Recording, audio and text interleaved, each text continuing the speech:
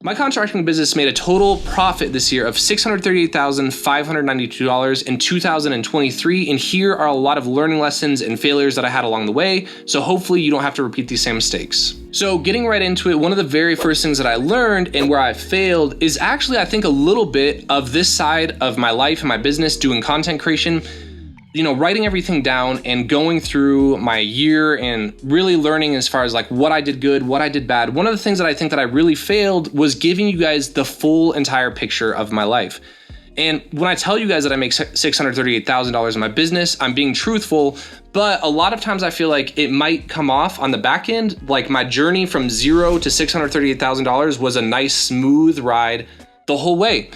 And in reality, this was probably one of the hardest years of my whole entire life. And it doesn't all just have to do with business. Like, yes, I had a lot of things that came up in business, which I'm going to get into and, hopefully give you a lot of great value, but also in my personal life, right? And, I realize I keep a lot of this to myself and I don't even know why, but I think in order for me to provide more value to you, I should be honest. So here's my best attempt at that. And I don't want to spend a ton of time on this, but I want to, tell you guys what I went through also so you could see like what I learned from it, because I think it's really valuable to me and I hope it's valuable to you. But basically, my personal life was probably the hardest year I've ever had. 2 out of probably like the closest like 5-6 people in my whole entire life are really struggling. One of them attempted suicide twice this year, and I was the one that actually like found them in those states. And then the other person in my life is actually struggling with like alcoholism, gambling, all that stuff. And I don't say this to get like pity or anything from you guys, because like that's the thing, right? We all go through our own personal battles. But this was really probably the hardest year where I was really trying to focus and do my best in business and manage a concrete company, a landscape company, and do the online thing. And it was hard, right? Because you're really caught in the balance of like, man, like trying to focus on your personal life and keep that all together, but also keep your business together. And there's times that it felt crushing. I felt like I had the whole weight of the world on my shoulders and that I couldn't handle it. But what I learned from that and what I think is valuable is, coming out of all of it, and things are on the upward swing going into 2024, which I'm like happy about. So like, cross my fingers that things are going to keep going well. But what I really learned is, as far as like stress management, is to really only focus on things that I can control. And, it's really hard when you're watching loved ones or a business or something, and not everything is in your control. And so one of my biggest learning lessons of 2023 is to focus on my specific day to day. Basically, like, am I putting in the work? Am I making the phone calls? Am I doing the things that I need to set not only myself up, but everyone else for success? And, the other thing that I really look at coming out at the very end of 2023, going through such a hard time, is I've never felt more motivated to do well, which has been a huge blessing for me. Because, there's times in life when you're doing well and it's really easy to take your foot off the gas pedal, right? Like you're going to go a little less hard because you're like, man, I just worked so hard and all of that stuff. But I think kind of the blessing for me coming out of this year is, to be honest, there was times of this year that I could have maybe bought support from my family, like maybe sent to like a rehab facility or stuff like that. But I just like simply didn't make enough money. Like, and I know it sounds kind of crazy making as much as what I did, but it's like a lot of that money is coming out and then I'm investing it, or I'm doing something, or I have a lifestyle, right? And so it was a huge wake up call to, one, be more smart with my personal finances, but also like realize that in order to get to like the next phase of where I need to in life, I have to have like that burning desire. And I think that that's something that I can kind of like hope for you too, is that you'll realize that life is a lot deeper than just about yourself, right? And if you ever get to that spot in your life where you're feeling complacent, or maybe you just had a good year, maybe you didn't, but either way, like, in my opinion, if you're not waking up with that fire every single day, waking up early, putting in the work, like not getting tired because you have no choice but to be successful, then it means that your why, like the real why behind why you do things, is not deep enough. And so I had a big curse this year of going through something that was really hard for me, but coming out on the other end, it's a huge blessing, because it kind of feels like when I feel tired, it literally feels like I just remind myself of what I'm fighting for and who I love and what I'm trying to be successful for, not just me, but for them. It feels like someone's holding a flame right under my ass and it's making me move, right? So I guess the key point is make sure you find out what your flame is and don't let that die out. So I hope that helps. And that's something that I'm gonna try to get a lot better at. Speaking of which, moving forward, is I do want to fill you guys in on the hard things, because life and business, it's not all about the good things. It's about the bad things too. So I want to be better at sharing that with you. The rest of this stuff is going to be a little bit more tactical. So, moving forward, here's some of the other learning lessons that I had. And Caesar's Concrete, or my concrete company, at the very end of the year, we hit a little over $3 million of revenue. So that's like the majority of my construction is coming through the concrete side of things, right? And as we look, we kind of hit like a wall. It's weird because I've never had this happen before, because before I was really good at website and Google ads and Facebook ads, and that got us to a certain point. But then I realized that you can't just spend more money and get more results, because by a certain point, right, I can't make people search on Google more. I can only rank 1. And if I'm rank 1, I'm only going to get as much traffic as what I get, right? And same thing with Google ads. Like I can only force my way into so much. Same thing with Facebook. I can only pay my way to get so much. And this was one of my years where I actually felt like I hit a little bit of a plateau. So I'm going to tell you about like how I plan to attack that, because I think it might be valuable, and it's what I decided to do.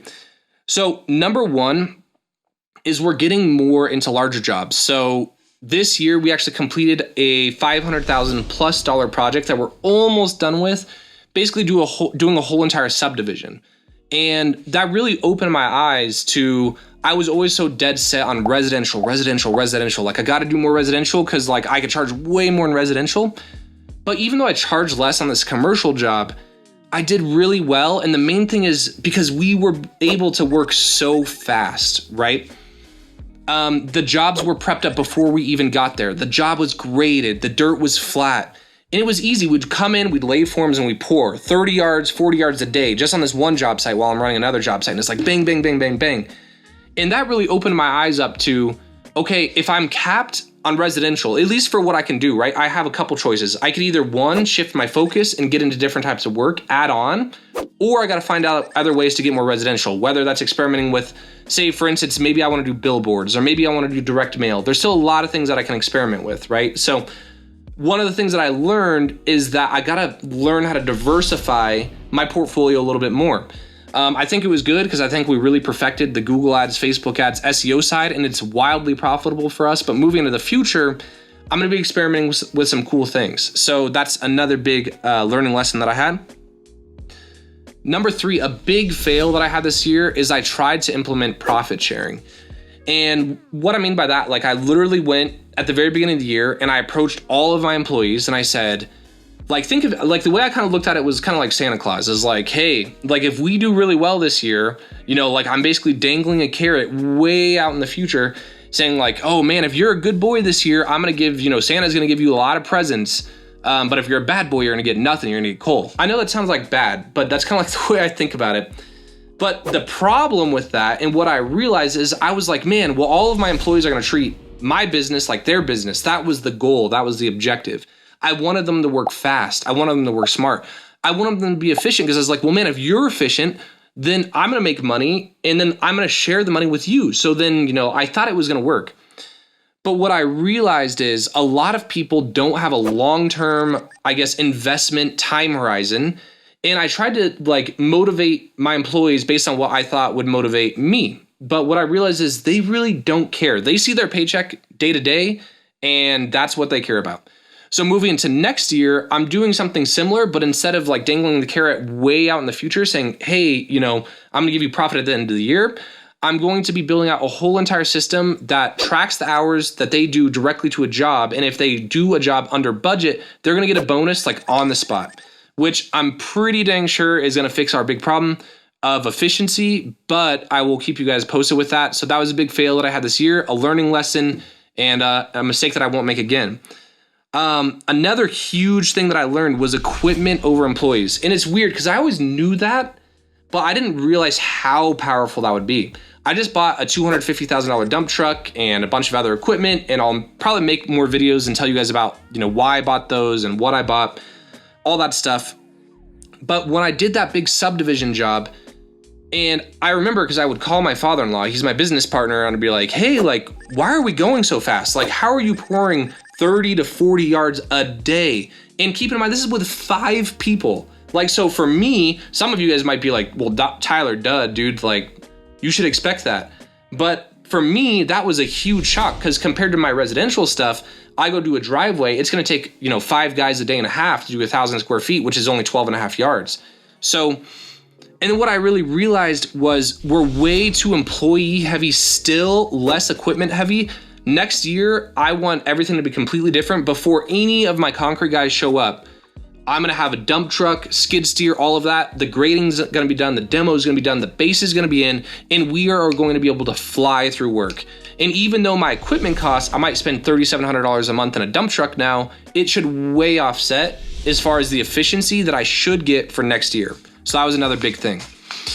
And the next thing that I really learned was, and I would actually consider this a win, so maybe not like a lesson or a failure, but it was something that I've been experimenting with that was kind of self-validating. Because remember, as we're trying to improve as business owners, as people, a lot of times life is not just about bringing in new things, developing new habits, but not forgetting about some of the things that we did that worked for us and not to forget that.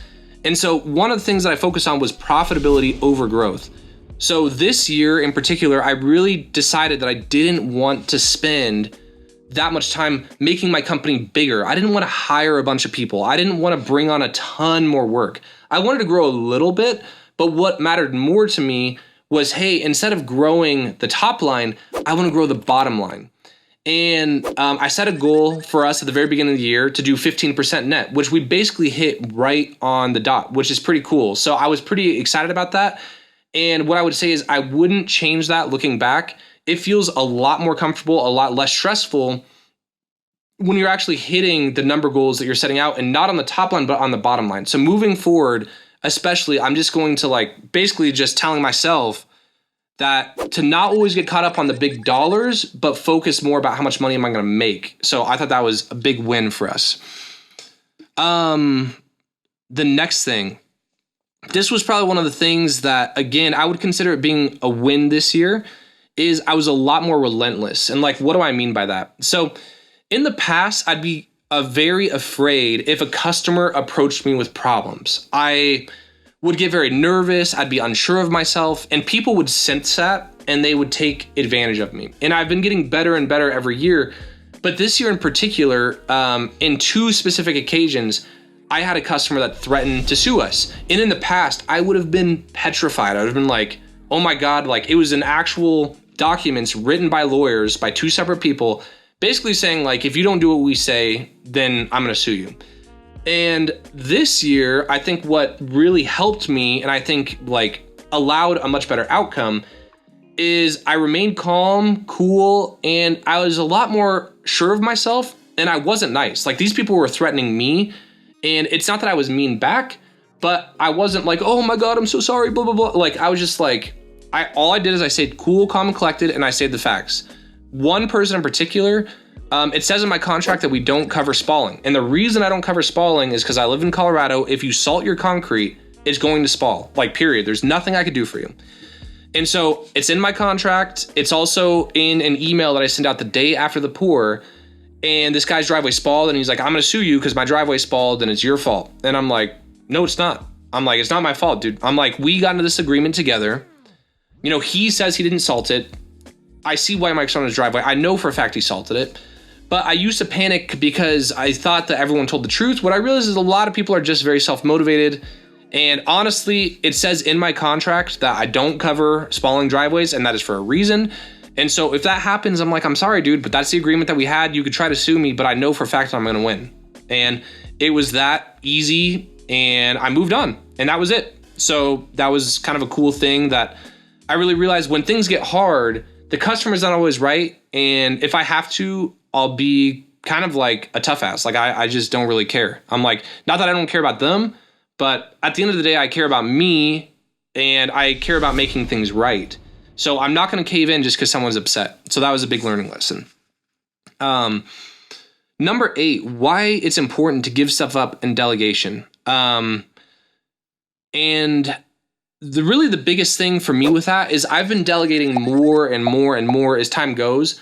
But this was the first year that I actually felt like a true business owner and not being in the business, right?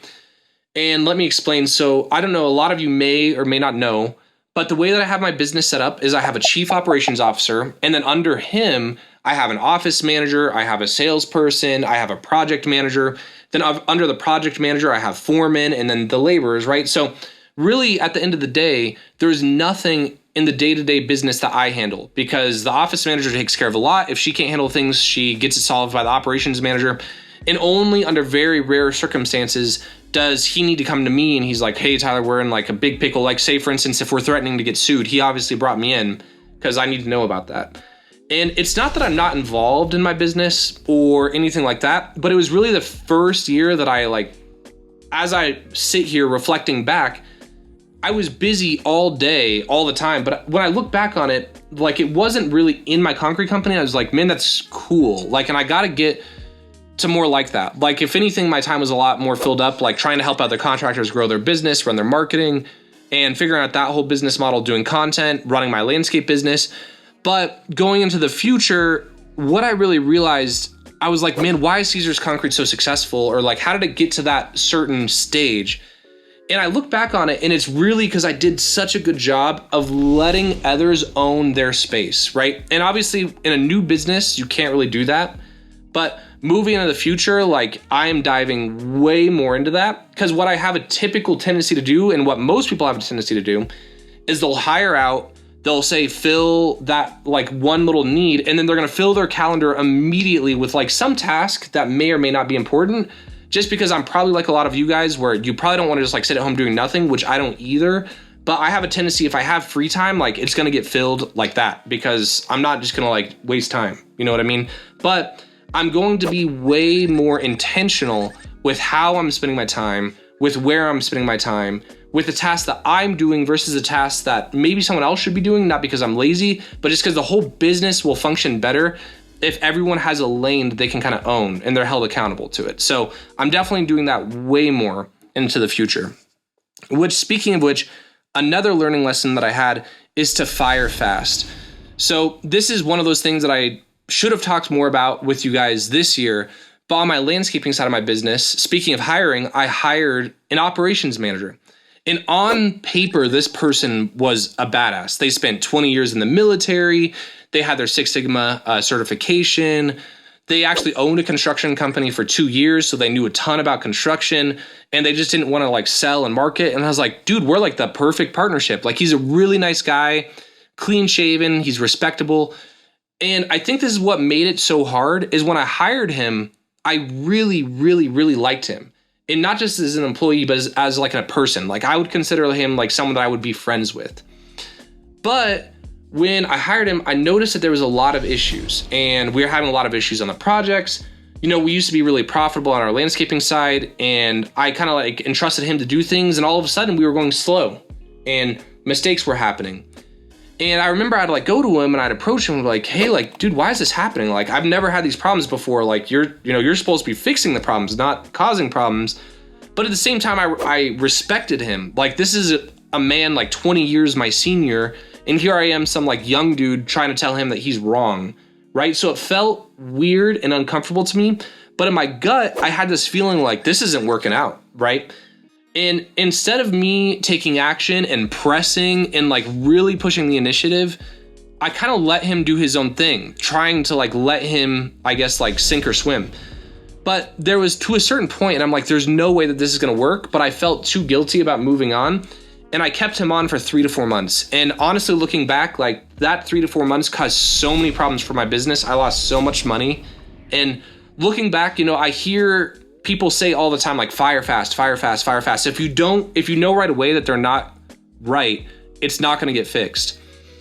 And this was really the first time that happened, where I knew it in my heart of hearts and I didn't take action. And for all the reasons that I listed above, if I could go back, I could change it. But all I can do moving forward is know that if I get that gut feeling again, if I hire someone again and it's not working out, I'm not going to keep them around just because I feel bad, right? At the end of the day, I'm a business owner. I have to do what's best for the business. and it kind of is what it is. And so that is something that I'm not going to do moving forward. Number 11 is investing. And I get a lot of people that talk about this all the time. And it's funny, right? Because I'm a part of landscape groups and concrete groups and all these business owners, and people, they get a little bit of money. They get like $3,000 and they're like, oh man, I got to earn an ROI on my money.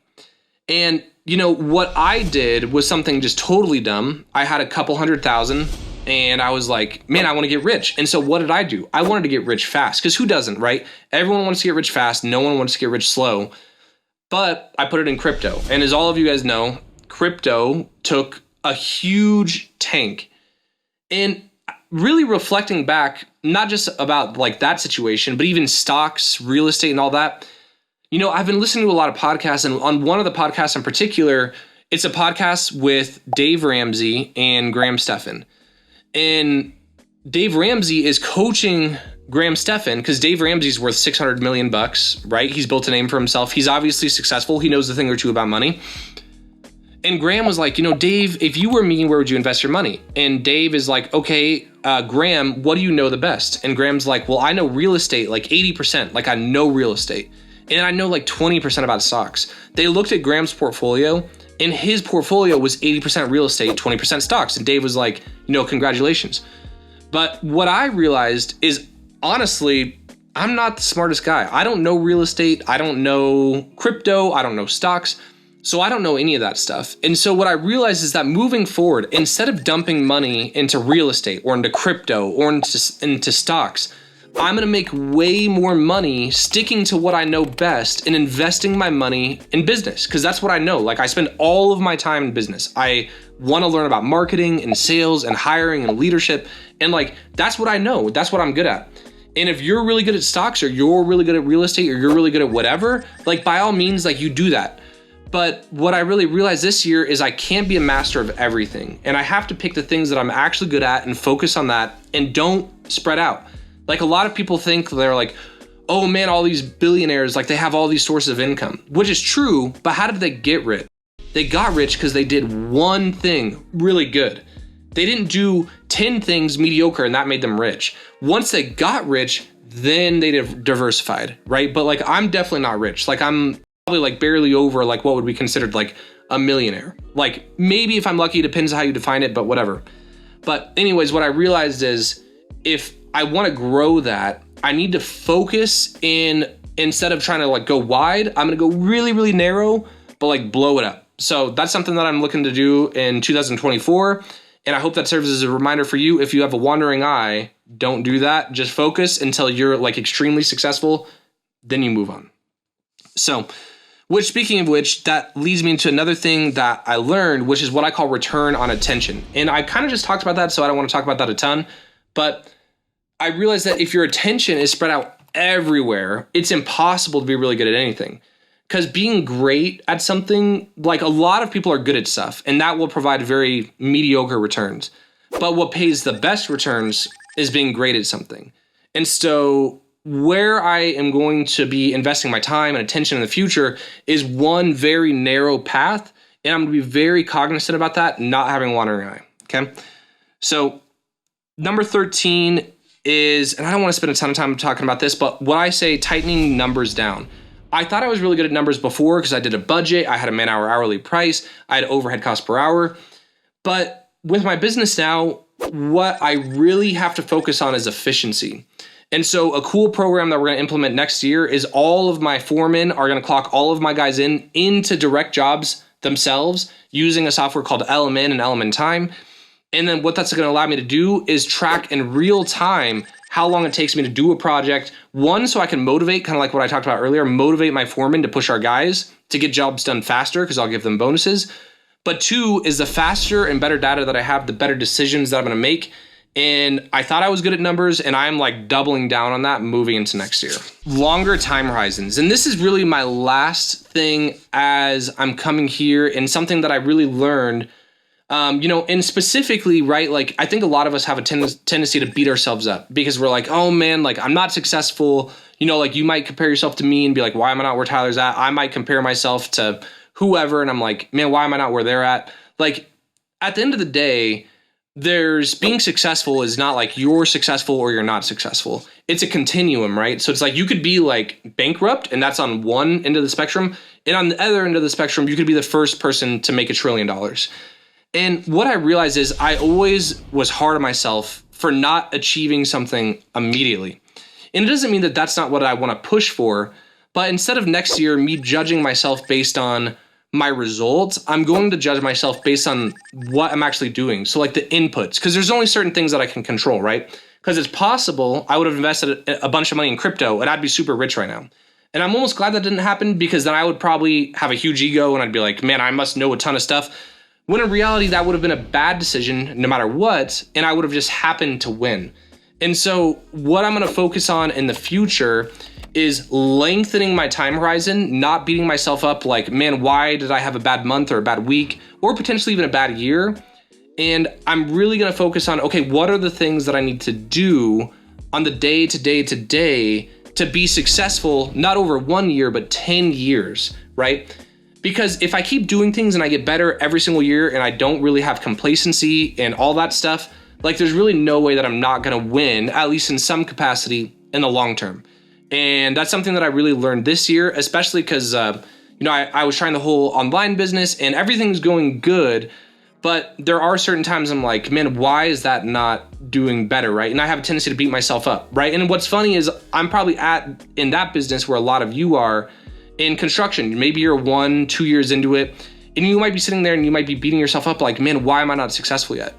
But what I realized is like we should really never have that doubt, because it's not anything about you. Business is just hard, and it's actually unreasonable to think that you're going to be successful in a short amount of time.